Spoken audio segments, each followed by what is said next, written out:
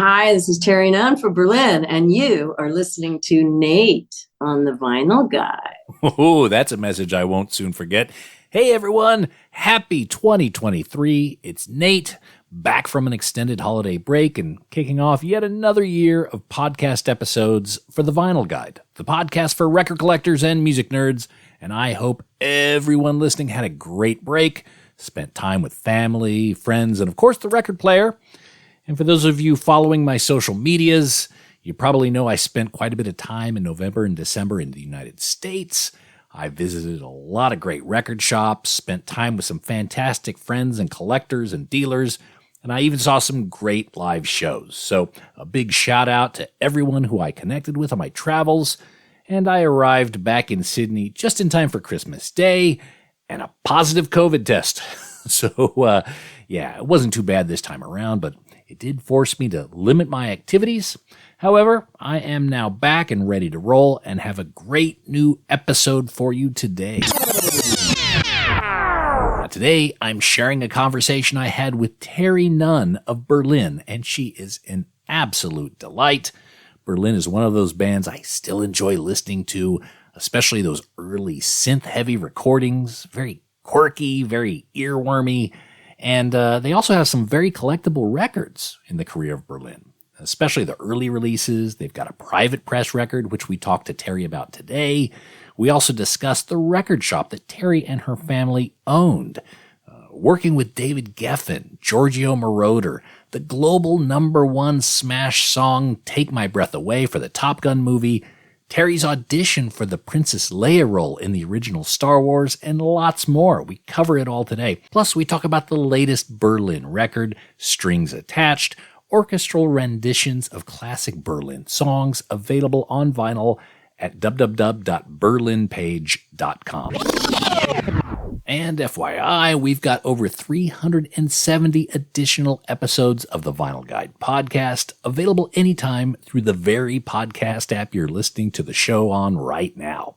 So subscribe or follow the Vinyl Guide and have free unlimited access to hundreds of interviews featuring musicians like Gerald V. Casale of Devo, episode 366, East Bay Ray of Dead Kennedys, episode 355, Tommy Chong of Cheech and Chong, episode 320, Kira Rossler of Black Flag, episode 304, Tom Scholes of Boston, episode 297, Mike Campbell of Tom Petty and the Heartbreakers, episode 249, and hundreds more. Follow this podcast and enjoy them all anytime. All right, with the upfronts done, let's get into the conversation with my teenage crush, Terry Nunn of Berlin, here on the Vinyl Guide podcast. Can you see me? There you are.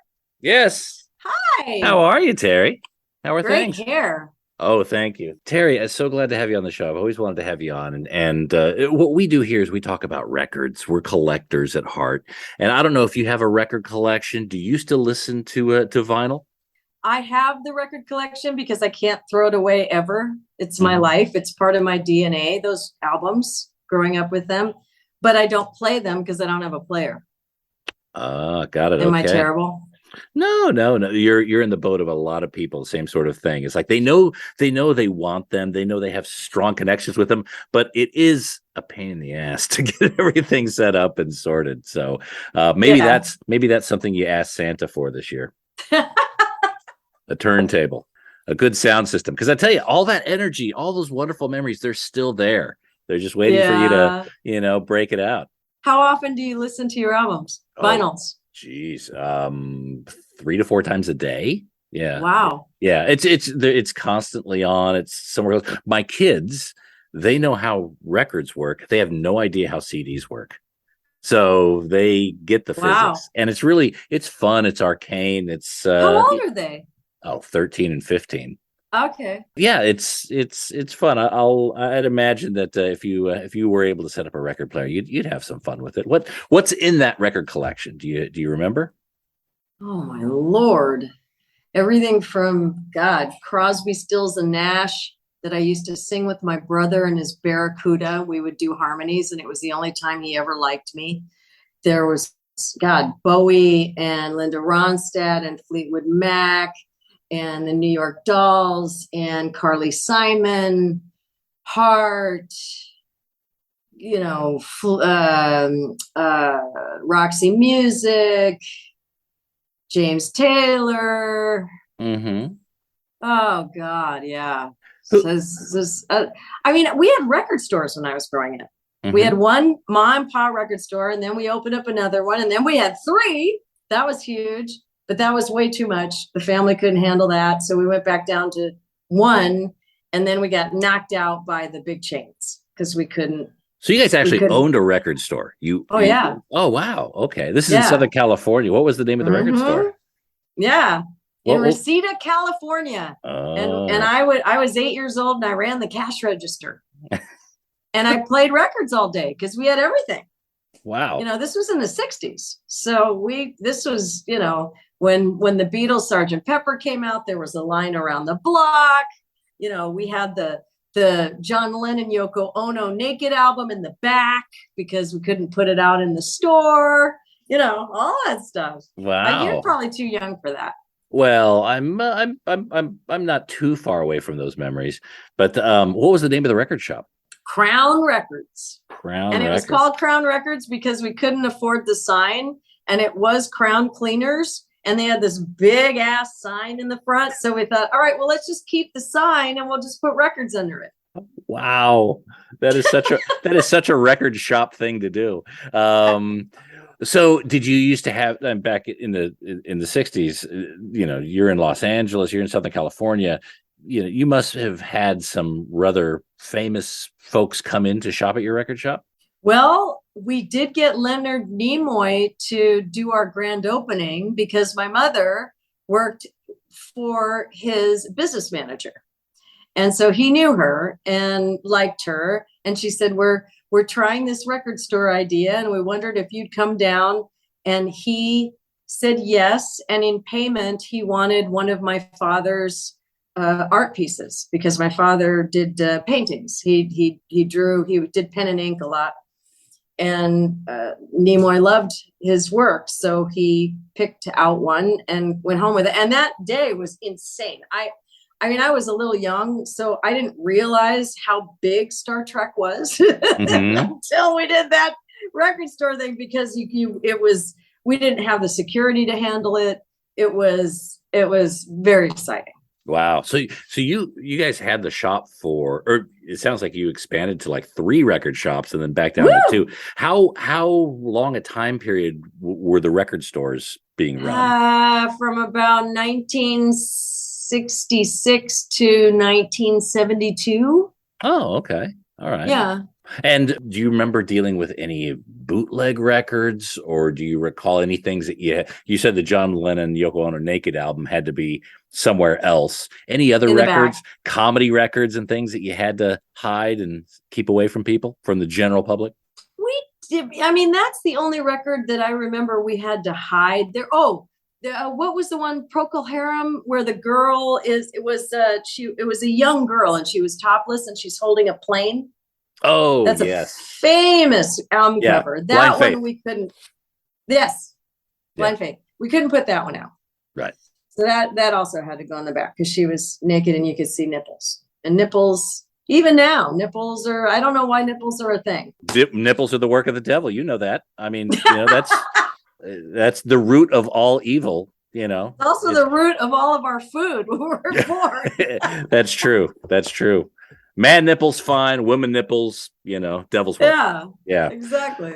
So growing up in Los Angeles, with family and friends in the entertainment industry, you being around these folks, I assume there was always the desire to be a performer. Was it pretty much a foregone conclusion for you? It was a desire to make music somehow because I love music so much. And I have realized in the years since that most musicians have social issues, myself included, severe most of the time. And what I found with music is that it was a bridge. It was a way that I could connect with people in a positive way and be less scared about connecting with people because I loved music so much and so did others. So it was a way to connect, and it's really helped me. And I think it's that way for probably most musicians. I have not met a lot of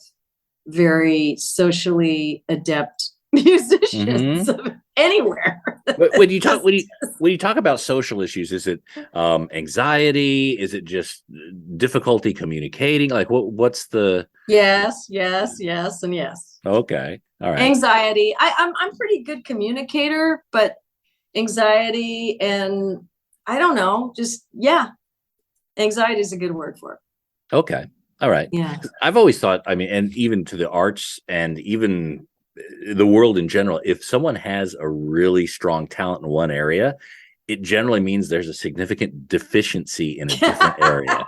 Yeah. Right? Yeah, definitely. So anyway, I loved music so much that it scared me. I wanted it so much. And I thought, well, I'd love to try the music thing and see if I have any talent. And if I don't, then I'll be a DJ. I could play other people's music and I could interview musicians. I can be part of it that way, because it didn't matter to me as much that it was my music. I like that it is, because I can make money doing that and have it even more part of my life. But it was also everybody's music, just being in it, just playing it and hearing it and playing it for people and turning people onto it is still, now I'm passionate about it. Was there a band or artist or record that really kind of switched on that light for you? Many. We moved a lot, so it was really my only friend, the record player and my records. It was something that was always there and would be there for me. So there weren't a lot of people to turn to in those years. Was there anyone you wanted to emulate? That I wanted to emulate? Usually the strong women like Carly Simon, like Grace Slick, Ann Wilson, Stevie Nicks, the women that weren't just the pretty ones, the ones that were strong and belted and sang rock and roll. I loved the strength and the power. And other than them, I liked men, the male singers, really.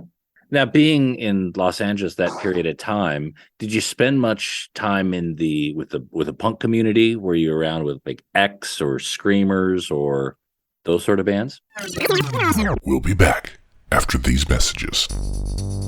Hey everyone, I'm here to talk to you about Seems Easy record sleeve repair strips. Ever find a record in a used bin where the vinyl is gorgeous, but the sleeve has this ugly split and is even falling completely apart? Well, that's okay. Grab it anyway, because with Seems Easy record sleeve repair strips, you can fix that right up. Seems Easy record repair strips repair seam splits from the inside, so it doesn't affect the appearance of a record sleeve, but it does make it functional again. With Seems Easy, records can now slide in and out like new. Turn a $5 record into a $25 functioning collectible. Just ask your local record shop for Seems Easy strips, and if they're not in stock, go to seamseasy.com. That's Seems Easy with 2 Z's. Seems Easy record sleeve repair strips. Seems easy because it is.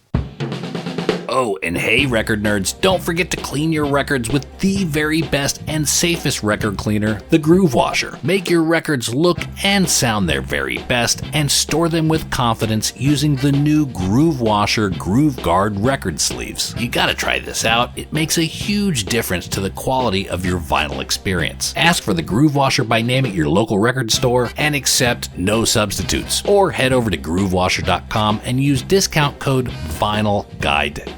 All hail the Groove Washer. That's groovewasher.com, discount code VINYLGUIDE10. Now we return to the program, already in progress. No limits.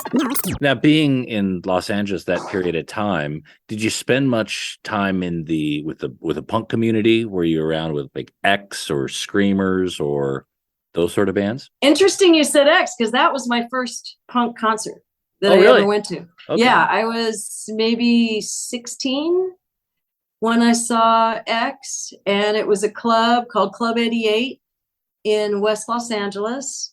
And it was the first time that I saw moshing and how they were jumping from the second level into the crowd.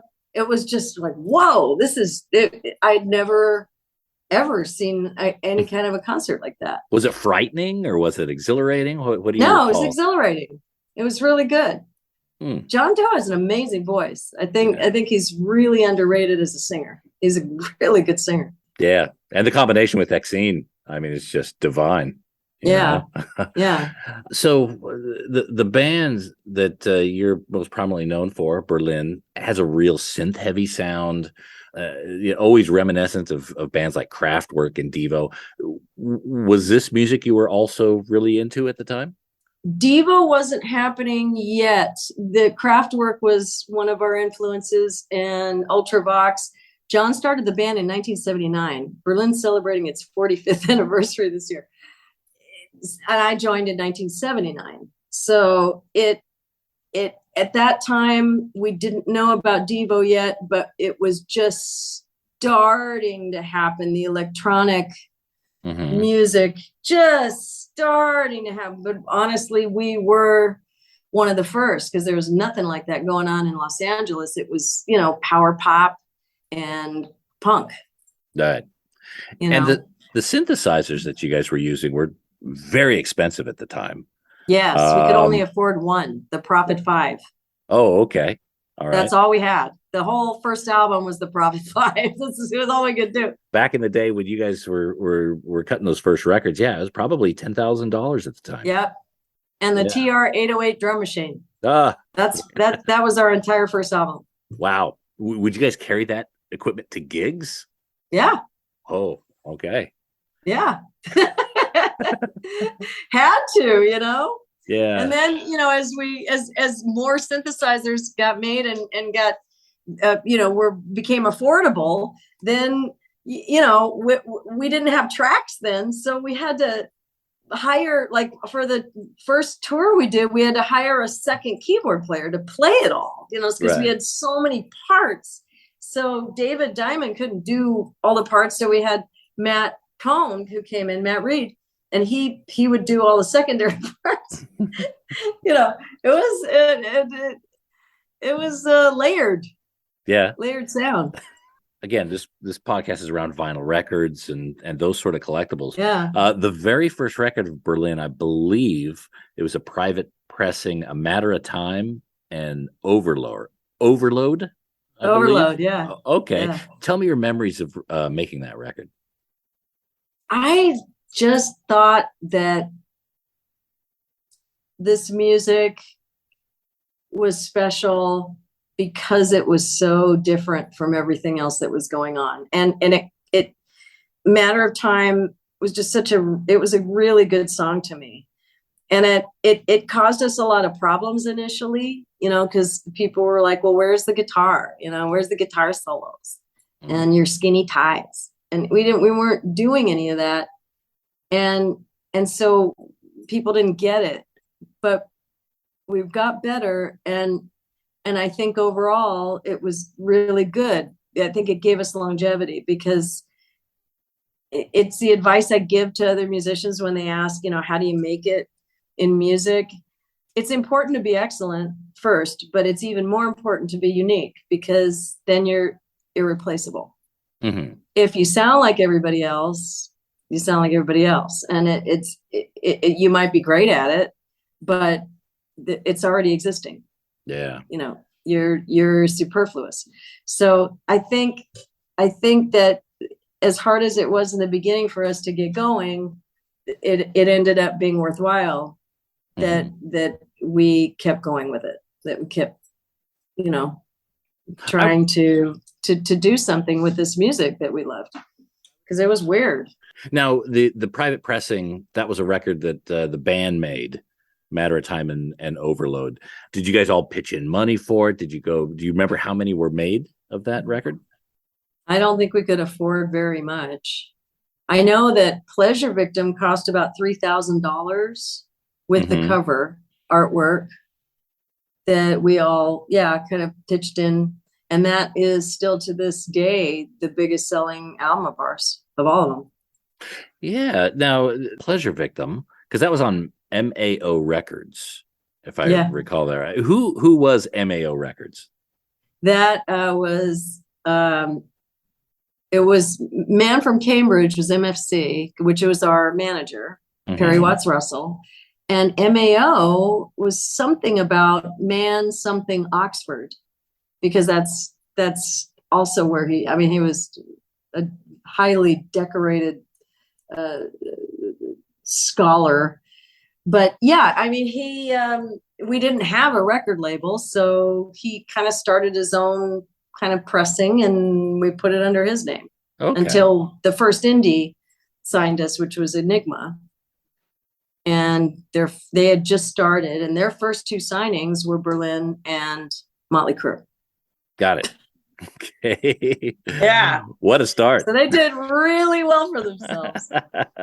Now, Pleasure Victim was eventually re-released by Geffen. There were a few changes, a few additions. What was it like for the band going from Enigma and MAO to Geffen? What were the sort of changes in organization of the band at that point? Getting to make money, getting to have not much. I mean, in this day and age, but to us, it was a lot. It's like, wow, we're making money now. And the difference was, full on tours and getting that kind of support and getting to play around the country and around the world that would have us, wasn't much in the beginning. Really only Australia and Japan were opening your doors to us, because it was still kind of weird. So, but yeah, to be able to have that kind of support was huge. Geffen was amazing. He's an amazing man. He did everything he said he was going to do. He gave us the longest commitment, 3 albums instead of 2, which nobody else was offering. He believes in talent, and he loves talent, and he nurtures talent, and he supports it. And I honestly, that was a great business relationship. That was 11 years for me. And yeah, good man. How hands-on was David with the band? His MO was to hire really talented people and pay them well and trust their intuition. I think his opinion was the bottom line, but he had really great talent in that business, in that company, that he took good care of.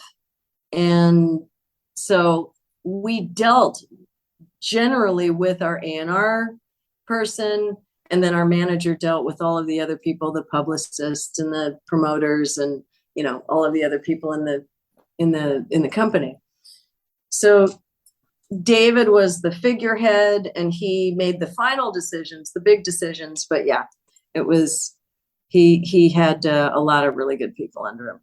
So Pleasure Victim is this runaway hit. Berlin's all over the place. You guys start to put together the album that becomes Love Life. Was there a lot of pressure there? What was the thought going into that next record? There was a lot of pressure for John. And now that he's back in the band, he rejoined maybe 4 years ago when he got a divorce, actually. And he's shared with me since what was going on with him then. And because he was tense all the time.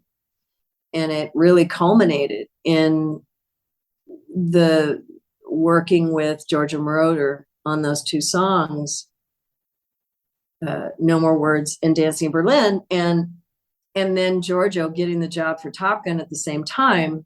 So we had a shot at actually, doing one of Giorgio's songs. And John was just like, fuck, I'm trying to write something that everybody will like, that the band will like, because he was the main writer at the time, that the record company will like, that the public will like. And I'm struggling, to write these songs that will be good enough. And Giorgio Moroder flies in with this song and throws it on the table, and it becomes this huge, massive international hit all over the world. one of 12 that he had that year. And I can't, and I feel like my band's getting taken away from me, that I can't do it. I'm not good enough. So he wasn't telling me any of this then. He was just mad all the time and tense all the time. And I was mad at him for being mad because I was just loved Mike Howlett, working with him, Georgio Moroder. I just loved, his music and what he'd done with Bowie and Blondie and Flashdance and Cat People. And he was just amazing. I just loved what he was doing. And John's not getting behind it.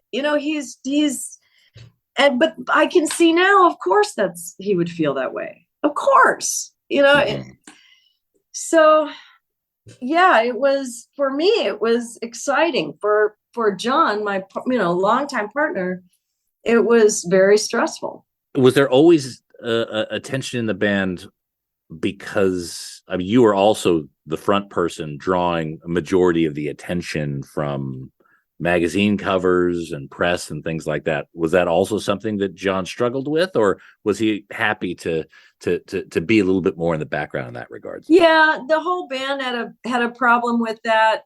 It and they don't now because there's a focal point, and the focal point also works more than everybody else. Because when they're getting off home, I had to do the interviews and I had to, sign the stuff with the fans, after the show, and get up earlier and get hair and makeup, just do all it. It's more work, but people, when they're listening to music, they want a focal point. They want something to focus on, because music, it's in the air. You can't focus on anything. You're just hearing it. Mm-hmm. So that's, for me, what a front person is. They're just a focal point. They're a way to look at something and just let it in. Just let in this great music. Hopefully it's great that they're there to hear. And that's what I do. Mm-hmm. So yeah, it took a while for the band to get that, but over time, it got easier. All right. So you're starting to work with Georgio, and you hear rumblings of this song, this Top Gun song. What is how is this song introduced to you, or that it exists? How do you learn that it exists? Georgio came in and said, I have this song and I'm doing this movie for, Paramount. It is called Top Gun and it's going to be huge. And you should try to, listen to this song. And I didn't know that we were not the first choice or even the 10th choice. he had tried a number of singers on this, because we weren't big artists then. I mean, he was literally producing our first top 40 hit, but it wasn't out yet. So, we were kind of underground darlings, but not national or international anything at that point. And we were a last resort, really. So I, being the arrogant 20-year-old that I was, I didn't really like the melody, the way he had done it. And, I don't know. I just didn't think of, okay, it's Georgio fucking Moroder and you don't mess with his melodies. All right. But I did, because I just thought, well, it's just not sounding, it didn't sound romantic to me. Mm-hmm. So I thought, I'm not going to get this anyway, so I'll just sing what I want. And I kind of massaged it into a little different thing. And he probably let it go because he was already under the gun. They were saying, look, we got to get this done. And so he just recorded it and gave it to them. They loved it. So now it's happening. And then in the studio, I kind of got a piece of his mind about some of it. Was like, yeah, but then we're not going to keep doing this. It's like, he's like, we don't want all these extra notes. People want to sing along, Terry. They must remember it. And you're singing too much. It's not going to be good. And so I would literally keep trying it, adding just a little bit here and there, and then go home And then he would hear it and he'd bring me back in. Nope. Take my breath away. Stop. No more. And I literally went home after the third time with him and said to my mom, well, it's ruined now. It's never going to do anything now. But you know what? I did the best I could. I tried, but I had to do it the way he wanted. So fine, so it won't go anywhere. It was number one around the world. I mean, the guy, he knew what he was fucking talking about, and I needed to hear it. So I learned real fast. How does having a number one hit globally, how does that change your life? It opened up everywhere for us that nobody knew who we were or cared about us coming to play there. We didn't get any offers from most countries. And that song, boom, now everybody's like, hey, come on over. We want to see you guys. So that was fantastic. But then John's even madder because now it's this huge hit and he doesn't want to play it because it's not our song. And I love it. And so now we're like this all the time and we can't. And he can't really share with me, the fears he's going through because he's a guy and he's 20 and he, so we just fell apart, and we were tired. And it's nobody's fault. It's just been a lot of years of write, record, tour, write, record, tour, write, the record label's pushing and pushing, wanting to keep that gravy train going. And we fell apart because we just really needed a few months off, but we didn't know that. And we turned on each other, and now we realize that it was really not anybody's fault. I don't blame the record label. It's a business. They want to make their money. They want the music to keep going as long as it's going to go. Yeah. But I also see that that's why a lot of musicians die, because they don't know how to get off that hamster wheel. They don't know how to take the breaks. So they get drugs because drugs give you a break for an evening. But unfortunately, drugs are also addictive. And then you got to take them every day. And then your body falls apart. And then, your life falls apart. It's just this, all it really needed to happen was people needed some balance in their lives, because music's great, but it's not everything. It doesn't hug you at night. We needed lives. We needed friends back. I didn't have any friends. I wasn't home.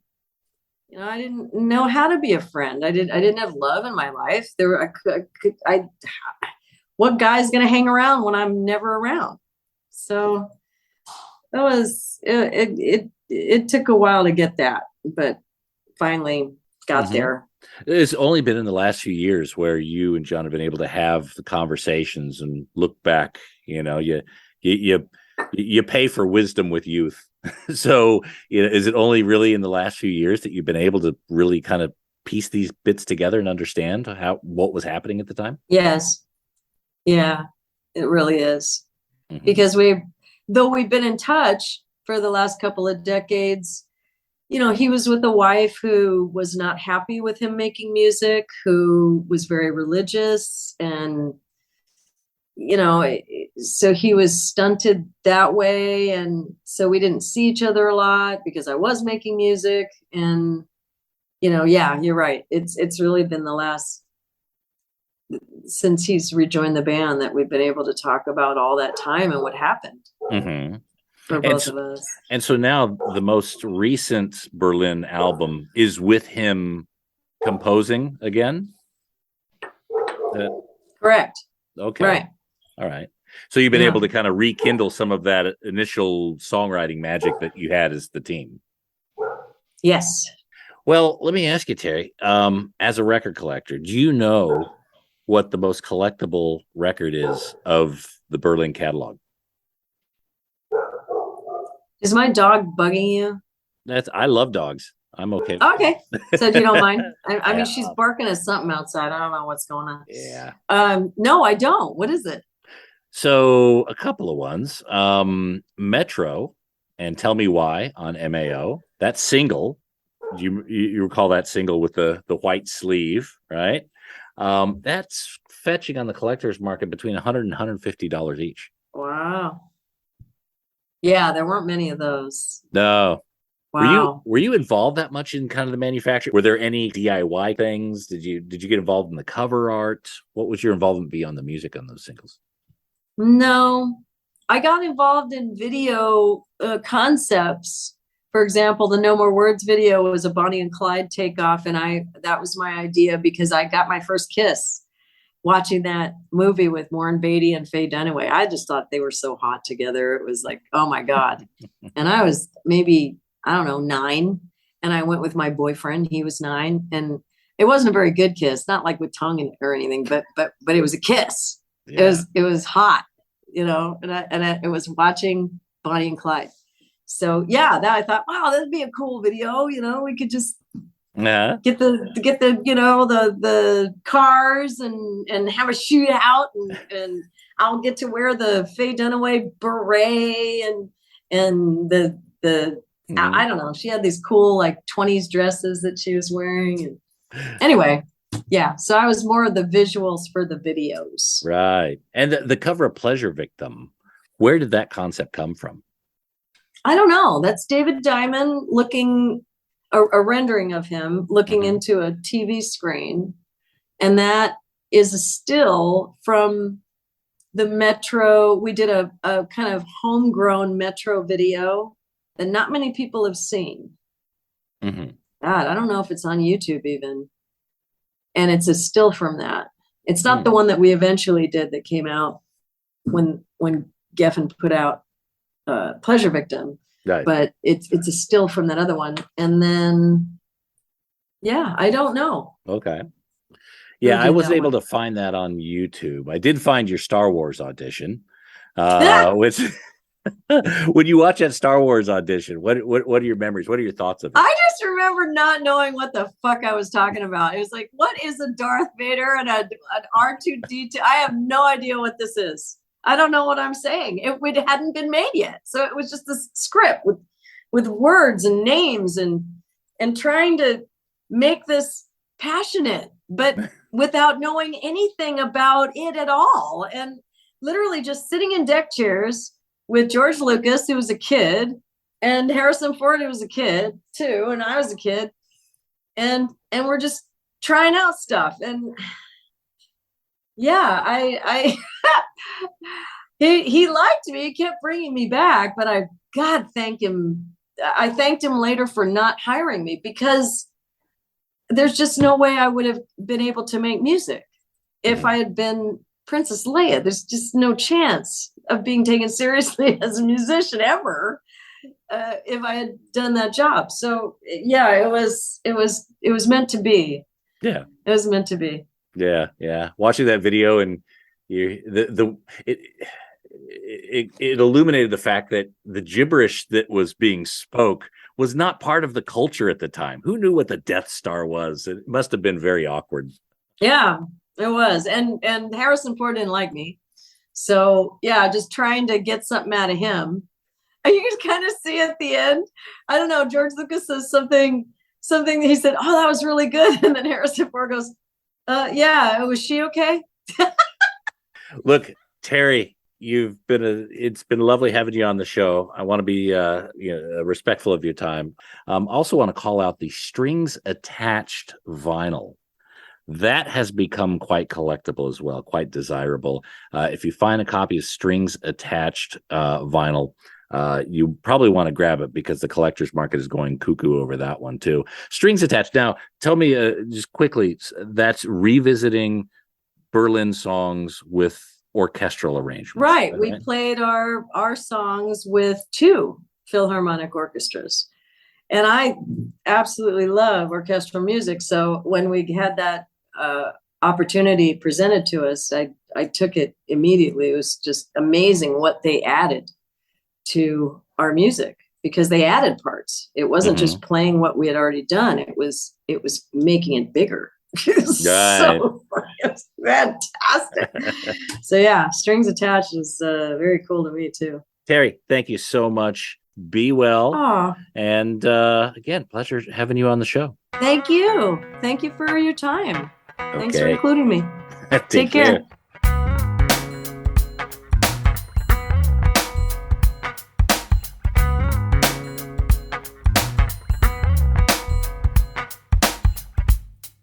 Oh, she is an absolute delight. Love to have her back anytime. Terri Nunn of Berlin. Again, the new album Strings Attached is available at berlinpage.com. It's on vinyl. The songs just sound very lush, very gorgeous, very worthwhile. So again, that's Strings Attached at berlinpage.com. And that's it for this episode of The Vinyl Guide. Thank you so much for tuning in. Please share these episodes on your social media. Put them on Facebook, tweet them out on Twitter if that still exists. And of course, leave us a positive review on whatever platform you're listening to this now. If you're Apple Podcasts, log in there. Give us a review, 5 out of 5 or 10 out of 10. Say something nice. That is always very helpful. We'll be back shortly with a brand new episode. So until we talk next time, get out there and buy some music, people. Cheers. That's it for this episode of The Vinyl Guide. Send your thoughts to Nate at thevinylguide.com or follow or tag us on Instagram at Vinyl Guide. Until next time, keep spinning.